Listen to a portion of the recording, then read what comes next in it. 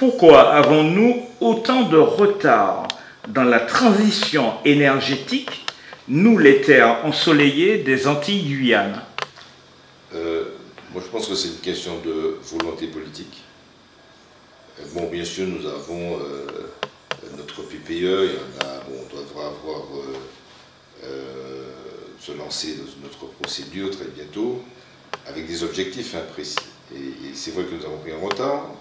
Je fais remarquer simplement que en 2022, nous étions à peu près à 26% d'énergie renouvelable, alors que nous devrions déjà être beaucoup plus en avant. Et il y a une sorte de bond, je veux dire, quantitatif entre 2022 et 2023. On est passé à peu près à 50%, mais pourquoi? Parce que c'est là aussi, je pense qu'il faut faire très attention. En essayant de rattraper coûte que coûte des objectifs, ça donne quoi? Ça donne un bioma qui pour moi n'est pas de l'énergie renouvelable, en tout cas pas de l'énergie décarbonée, et qui pour nous est une aberration, je m'expliquerai pourquoi. Et puis aussi tout ce qui relève de l'éolien, notamment un certain nombre de fermes éoliennes existant sur la façade atlantique, avec bien sûr une forte concentration de ce type d'énergie sur cette façade-là. Et bien sûr un degré d'inacceptabilité, puisqu'on le voit bien, les problématiques rencontrées, notamment légitimes d'ailleurs, que je soutiens, il faut le dire, la population de Grand-Rivière.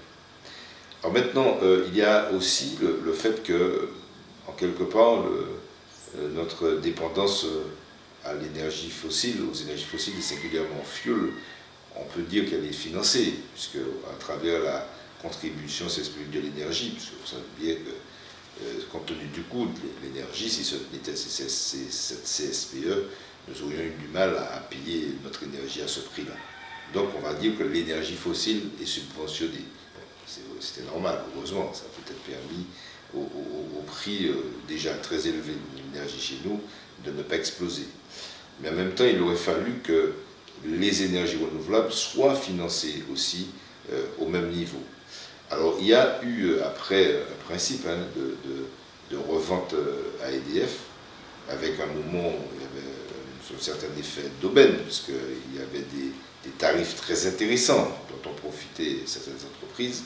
Et puis là, on voit que bon, les choses sont revues à la baisse, etc. Ce qui, en plus, portera un sérieux coup par rapport au développement des entreprises et de l'activité dans ce secteur. L'autre problème, c'est qu'il faut quand même envisager un principe d'autoconsommation.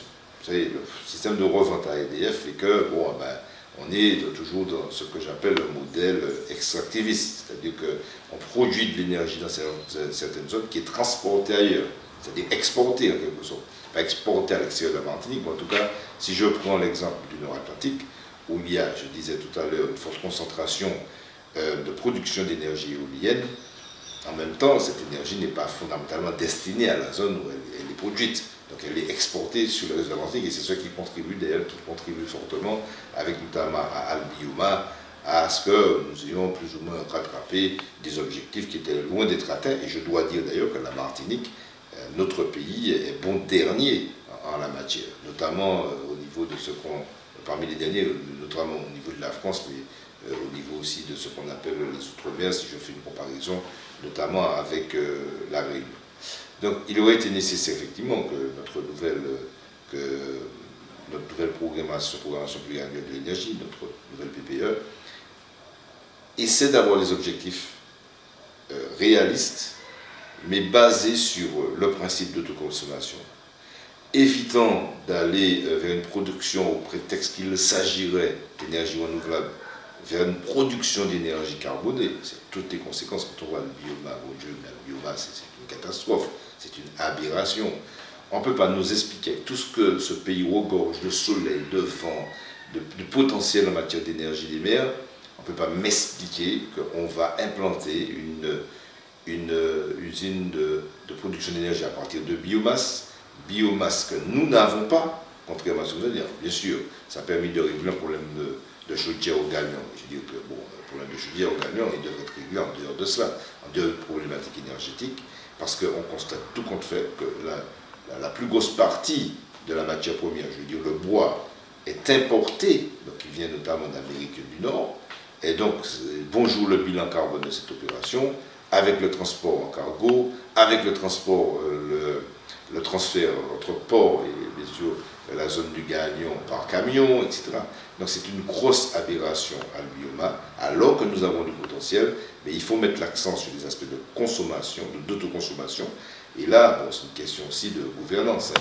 La question des énergies renouvelables, ce n'est pas seulement une question de technique, c'est seulement une question technologique, c'est une question de gouvernance. On comprend bien que EDF, bon, qui a le monopole en la matière, je ne conteste pas le monopole d'EDF parce que je suis pour un service public de l'énergie, parce que l'énergie relève des biens communs ou du commun, mais il faudrait que, au lieu de tout centraliser en termes de production, qu'EDF change de logiciel, change de paradigme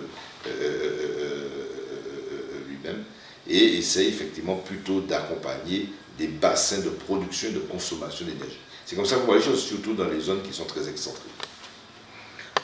Contrairement aux commerçants de l'Hexagone, nous ne pouvons pas acheter de viande en Argentine ou au Brésil qui sont au top mondial. Vous en pensez quoi? Alors il y a deux aspects. Vous savez, je ne suis pas un grand fanatique non plus de la production bovine au Brésil. Parce que nous, on a aussi comme conséquence les sargasses. On ne peut pas nier le lien existant entre l'élevage intensif au Brésil, donc la déforestation, et la cause, enfin, le lien de causalité, je dirais, entre cette déforestation et ce que nous subissons en termes de sargasses. Donc je ne suis pas un fanatique de ce modèle de production. Cela étant, votre question renvoie à, pour nous, pour la Guyane, et aussi pour d'autres 10 outre-mer, notamment la Réunion, d'autres bassins géographiques respectifs, à nous insérer du point de vue économique au niveau de ces bassins-là, et à notre difficulté à commercer avec les pays voisins, avec nos voisins. Bon, pour nous, qu'il s'agisse des pays de la Caraïbe ou des pays d'Amérique et singulièrement d'Amérique du Sud. Et ça voudrait dire quoi? Ça voudrait dire qu'il y a encore une persistance, une permanence de ce que nous appelons des éléments de colonialité. Ça veut dire qu'en gros, nous ne sommes pas sortis du principe de Colbert de l'exclusive coloniale qui veut grosso modo que tout ce que nous produisons aille vers la métropole, ce qu'elle a besoin, par de produits, sucre, banane, et je m'en passe, et puis que nous, en fait, au final, eh bien, nous importons quasiment tout ce que nous importons provient de cette métropole. Une métropole qui se limitait coloniale, qui se limitait à l'époque à la France, mais qui, comme on le sait, aujourd'hui s'est étendue à l'Europe. Nous voulons être une terre touristique, mais on a du mal à se développer dans ce qui pourrait être notre première économie. Et en plus, le prix du billet d'avion est très élevé pour venir chez nous.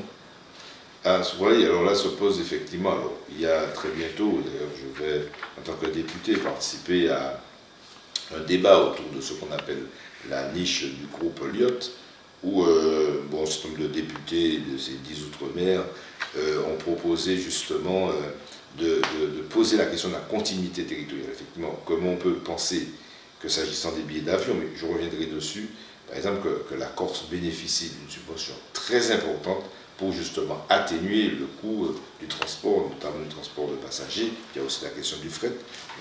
Bon, ça, on ne va pas l'aborder aujourd'hui. Donc, transport de passagers entre la Corse et ce qu'il convient d'appeler le continent français. Mais pour nous, au-delà de cette question de continuité, à la limite, bon, si on dit qu'on est français, ou on dit qu'on est français entièrement à part, ou on dit qu'on est français à part entière, ben, si on dit qu'on est français, pourquoi pas bénéficier de la continuité territoriale? Un concept que je pourrais réinterroger en tant que souverainiste martiniquais, mais bon, soit, oui, je suis d'accord, il faut de la continuité territoriale. Par contre, ça aussi, cette réalité du prix excessif, je veux dire, des billets d'avion, au détriment d'ailleurs, non seulement bien sûr de nos frères et sœurs, celles et ceux qui vivent en France, coupés de leur famille, avec quelquefois des parents vieillissants, il y a un problème humain au centre de cette question-là.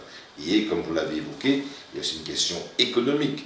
Et une question économique qui est due quand même à des situations de duopole, de monopole ou d'oligopole sur le transport. Et l'on sait bien pertinemment pourquoi, en fait. Est-ce que le coût, comme je dis, je suis spécialiste du transport aérien, mais ce qu'on appelle le coût du siège, pensez-vous que le coût du siège d'un vol Paris-New York est inférieur au coût du siège d'un vol Paris-Fort-de-France. Pas du tout. Sauf que les billets, les tarifs pratiqués sur la ligne Paris-New York sont de loin inférieurs à ceux qui sont pratiqués sur les lignes, enfin notamment la ligne Paris-Fort-de-France. Et pourquoi? Parce que nous sommes des vaches à lait. C'est-à-dire que pour être compétitif sur des lignes comme Paris-New York, il y a une sévère concurrence. Eh bien, les compagnies qui sont en position de monopole chez nous, qu'est-ce qu'elles vont faire? Eh bien, elles vont faire du dumping sur ces lignes-là, compensé par ce que nous payons eh bien, de façon excessive au niveau de l'achat de billets d'avion. Et ça, c'est aberrant. Mais là aussi, c'est des situations, c'est la persistance d'éléments de colonialité contre lesquels il faut nous battre. Il faut certes, en attendant qu'il y ait une compensation par l'État au titre de la continuité territoriale, nous devons nous battre dessus, nous devons gagner dessus, mais je crois qu'il faut aussi, comme d'ailleurs pour la question de la vie chère et du pouvoir d'achat dans nos pays, poser la question d'une économie qui relève d'aberration du point de vue, y compris du modèle néolibéral, qui se voudrait un modèle de la concurrence libre et non faussée. À l'île de la Réunion, ils ont mis en place un téléphérique comme dans d'autres villes françaises. Ne devrait-on pas suivre cet exemple et mettre en place un système pour nous? Alors le téléphérique, c'est une des modalités, ça dépend. Si c'est le téléphérique urbain ou ce téléphérique, on n'a pas besoin d'aller en France. Au Venezuela, par exemple, effectivement, il y a des téléphériques. Alors, il y a eu un grand débat. Alors, si c'est pour le tourisme, par exemple, il y a eu un grand débat à l'époque, on se souvient tous et toutes de la proposition de feu Pierre Petit sur la montagne Pelée. Bon, après, je crois que je n'ai rien contre les propositions de ce type, mais effectivement, pour retenir cette solution, qui peut être une solution après tout, mais il faut quand même une analyse très sérieuse des flux, de l'impact sur le paysage, etc. Parce qu'en fait, on a un petit pays, un petit bijou, il faut faire très attention quand on envisage. C'est le cas d'ailleurs pour la fameuse Transmartinique, proposée par une filiale de multinationale, n'est-ce pas? Le viaduc pour traverser Chelles, il y a tous ces projets-là qui sont un peu, je dirais, un peu pharaoniques. Ils peuvent avoir leur intérêt, ça je ne me conviens pas, je respecte complètement les élus qui font ce type de proposition, mais il faut quand même analyser au fond. Ça c'est pour la question du tourisme, enfin du téléphérique, lié au tourisme notamment à l'accès qu'on pourrait avoir par ce biais à la montagne Pelée. Après il y a ce qu'on appelle le téléphérique urbain, c'est-à-dire qui peut être utilisé pour le transport de passagers, ce qui est envisagé, tant que je me semble, le projet d'extension de la ligne du transport collectif en site propre pour la liaison, on va dire, Fort-de-France-Chelles. Bon, mais pourquoi pas, mais moi, je pense que nous sommes en zone sismique, il y a aussi un impact, y compris en milieu urbain, sur le paysage, il faut mesurer l'efficacité. Et ce que je me dis au fond, et en tant qu'écologiste, je me pose la question, on est dans le registre du high-tech, en fait. Moi, je me demande s'il ne faudrait pas aller vers ce qu'on appelle le low-tech, c'est-à-dire que des solutions plus simples, quelquefois plus efficaces. C'est-à-dire, on voit tout de suite effectivement la possibilité de solutions techniques ou technologiques lorsqu'il y a peut-être de l'innovation sociale et humaine à mettre en place pour apporter des solutions à nos besoins, un besoin de mobilité, un besoin de transport, en étant efficace et en évitant effectivement de perdre du temps dans des embouteillages avec toutes les conséquences que ça peut avoir, non seulement au niveau de l'écologie, de notre environnement naturel, au niveau du vivant, mais également vous proposez quoi? Au niveau de notre santé. Alors je propose deux choses, c'est-à-dire que nous ayons effectivement un vrai transport collectif organisé. Bon, ça peut être, vous savez, j'étais allé à Grenade il y a très longtemps, au moment où il y avait Maurice Bishop, ils avaient des minibus qui faisaient très bien l'affaire, très bien organisés, parce qu'après tout c'est une question d'organisation. Aujourd'hui, au niveau de ce qu'on appelle l'électromobilité, du transport électrique, etc., des bus, enfin, il faut voir. Et puis il y a un autre aspect, c'est qu'il faut absolument penser le multimodal, c'est-à-dire avoir plusieurs modalités de déplacement, ça c'est la deuxième chose, et en envisageant bien évidemment ce dont on parle depuis nanan, mais qui n'arrive jamais, je vais parler du transport maritime, qui ne va pas tout régler, qui n'est pas le transport le plus parfait, mais qui peut contribuer quand même à améliorer notre système de transport. Et sur la question des mobilités, parce que quand on parle de transport, j'aime à dire, à l'instar de certains écologistes d'ailleurs, y compris en France, que le transport est une réponse à un besoin de mobilité. Et il faut également, tout en renforçant nos capacités en matière de transport collectif, capacité trop insuffisante à mon goût, je pense qu'il faut penser ce que certains écologistes appellent la démobilité. C'est-à-dire, évidemment, si quelqu'un sort du prêcheur pour aller à Fort-de-France, pour se faire dialyser, pour aller chez le médecin, pour aller faire des courses, parce qu'il ne trouve pas à proximité de son lieu de vie des réponses à ces besoins-là. Et comme il ne trouve pas des réponses à ces besoins-là, il va plus loin pour satisfaire ces besoins-là. Mais si on arrive justement, dans le cadre de développement de ce qu'on pourrait appeler des bassins de vie, à lui apporter les équipements nécessaires et les services nécessaires pour répondre à des besoins fondamentaux, je pense à la santé, je pense à l'éducation, avec la problématique de nos enfants qui doivent se réveiller à 4 h du matin pour aller dans des établissements scolaires très éloignés de notre bassin de vie, eh bien, si on veut régler ça, il faut développer, apporter, relocaliser l'économie, implanter de l'équipement dans des bassins de vie. Et l'idée serait que la Martinique soit pensée en plusieurs bassins de vie dans lesquels on fera un effort d'équipement, de prestations, de mise en œuvre des politiques publiques nécessaires pour répondre aux besoins fondamentaux des Martiniquaises et des Martiniquais. Devrait-on foncer vers la voiture électrique comme le pense le gouvernement ?